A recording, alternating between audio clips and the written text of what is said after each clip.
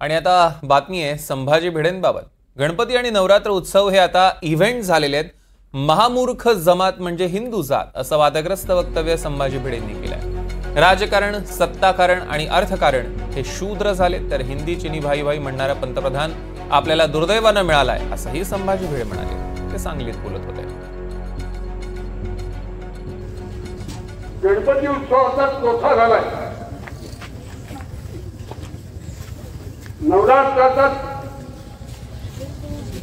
दांडियाचा प्रकार हिंदू समाजाला जास्तीत जास्त घेऊन चाललाय। नाही चालणार। नवरात्राचा भट्ट्या बोल देणार नाही। काही मताभगेची स्वाभाविक आहे, त्यांना वाटणं येणं। हा 5 वर्षाची पोरगी चालणार नाही दुर्गा माता जवळ, त्यांनी स्वतंत्र दुर्गा माता जवळ काढायची। तर संभाजी भिडेंच्या विधानावर राजकीय क्षेत्रात आता प्रतिक्रिया उमटू लागल्यात। संभाजी भिडेंवर हिंदूंचं असलेलं सरकार आता काय कारवाई करणार असा सवाल काँग्रेसच्या नाना पटोलेंनी केला।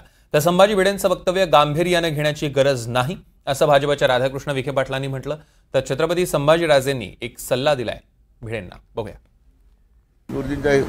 वक्तव्य जे आहे ते ठीक आहे, त्यांचं ते व्यक्तिगत मध्ये त्याच्यावर काही त्याच्यावर फार गांभीर्याने विचार करण्याची आवश्यकता नाही आहे। हिंदूचं आहे असं बॅनर लावलेच होते यांनी, म्हणून आम्ही सांगतोय।